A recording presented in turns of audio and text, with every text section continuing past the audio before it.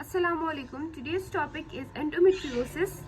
Endometriosis is an important exam question repeatedly asked in the year 2018 annual, 2014 annual, 2013 supply, 2011 annual, 2011 supply, 2010 supply, 2016 supply and 2013 supply in KMU past papers,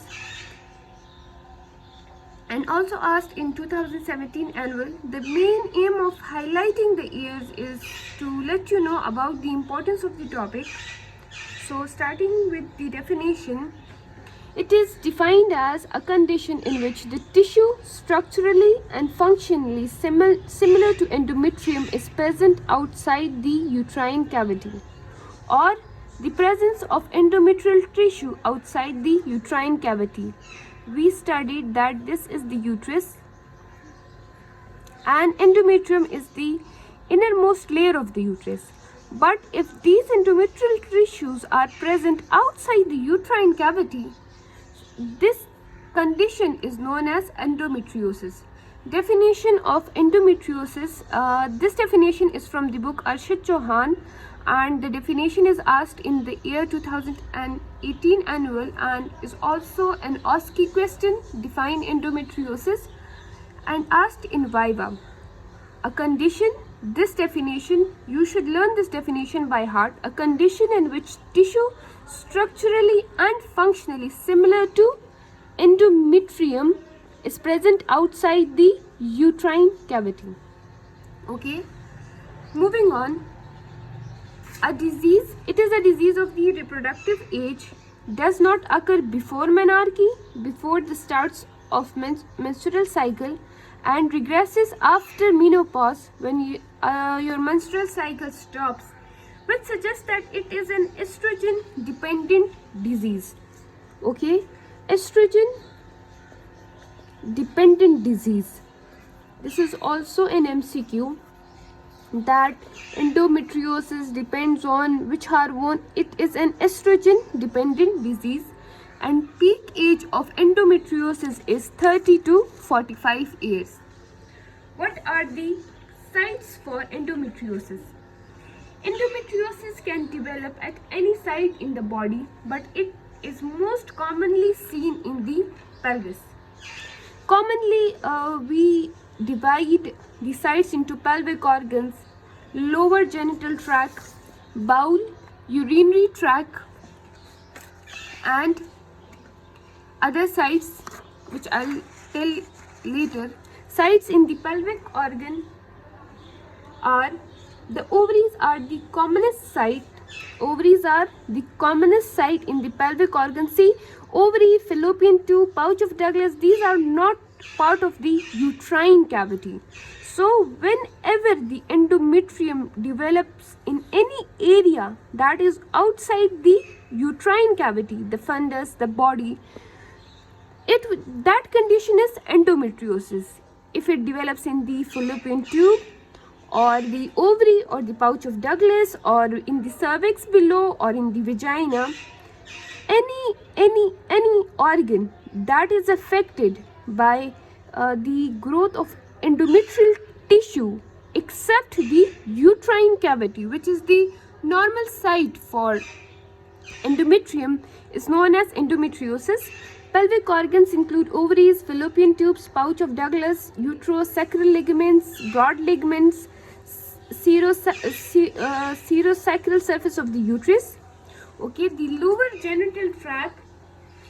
Endometrial tissue can also occur in the cervix, the vagina, the retrovaginal septum, and in the episiotomy scar given during labor. Bowel. Pelvic colon and rectum, due to their close proximity to the pelvic organs, are frequently involved because as they lie just behind the uterus, the colon and the rectum, so they are frequently involved, and endometriosis of the ileum and appendix has also been recorded. Urinary tract. Here you must know that endometriosis of bowel Here you should know that endometriosis of the bowel causes cyclic rectal pain, pain in the rectum, and it is cyclic in nature, diarrhea and blood in stool, urinary tract. Endometriosis can grow on the surface of the bladder, which may extend to the urethra. It may extend from the bladder up to the urethra, right, where it can cause urethric obstruction. And here the patient presents with cyclic urethric pain and hematuria. I am using the word cyclic pain, even in cyclic rectal pain, cyclic urethric pain. You should remember this word cyclic, as I will be describing it in the next few seconds, inshallah. Now moving on to the etiology.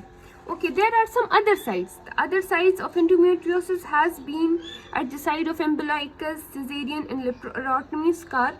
You should also know that pulmonary endometriosis is also possible.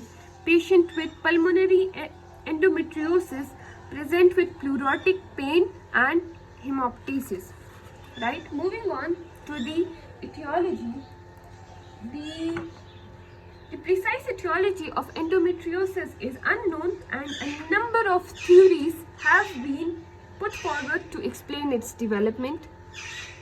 None of the theories completely explain the development of endometriosis at all sites, but it suggests a multifactorial involvement, meaning that it suggests that a number of different factors, a number of these different theories work together, and as a result the patient suffers from endometriosis. The theories include retrograde menstruation and implantation theory, the Sampson theory, lymphatic and vascular dissemination, Halbin theory, transformation of coulommic epithelium, Myers coulommic metaplasia theory, autoimmune theory, and composite theory. What is the, okay, this is your past paper question asked in the year 2011 supply. What is the etiology, and name the theories involved in the etiology of endometriosis. Now, first of all, what is retrograde menstruation and implantation theory? The theory is based on the fact that the menstrual blood not only flows downward through the cervix, it can also flow backward into the fallopian tube, right, and into the pelvic cavity. It is believed that endometrial cells present in the menstrual blood are implanted in the pelvis, right? The lymphatic and vascular dissemination theory. According to this theory, endometrial cells enter the open basal lymphatic and blood vessels, and at the time of menstruation, and are then embolized to ectopic site. And this theory explains how endometriosis develops in the distinct sites.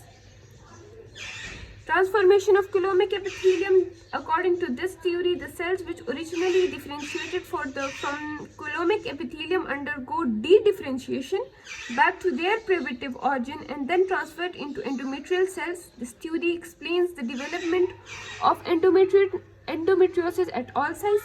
Autoimmune theory suggests that antigens are produced by degradation of endometrial proteins, and anti-endometrial antibodies have been found in higher concentration in women suffering from endometriosis. And the composite theory, according to this theory, endometriosis is not caused by a single mechanism and etiology, right? It is caused by multifactorial etiologies, meaning 2 and 3 different theories work together to resulting in endometriosis. The pelvic endometriosis is probably a consequence of retrograde menstruation and implantation. The endometriosis at other side may be result of endometrial cell embolization or coulommic epithelial cell metaplasia in immunologically and predisposing patients. Moving on to the pathology. You should know the pathology, but it is not that much important. The appearance of endometrial lesion depends on the organ or the tissue involved, which organ is involved or which tissue is involved, and the secondary response elected in the surrounding tissue. The lesion may vary in its size from very small black spot or powder burn, same as that of a powder burn, to a very large cystic mass filled with blood.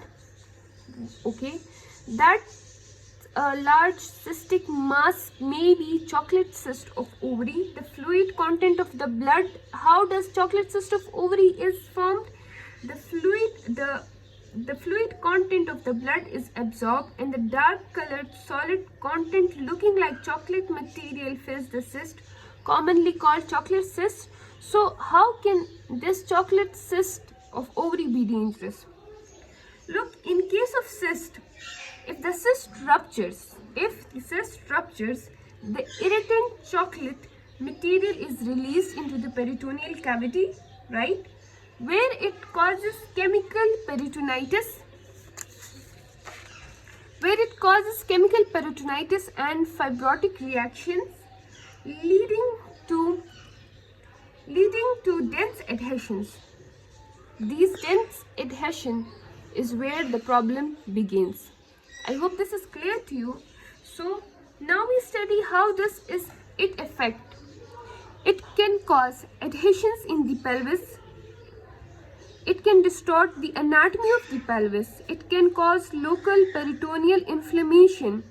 It can cause bleeding in the implants, and implants may involve the peritoneum. And remember that all these cause severe pain. The next topic is the symptoms.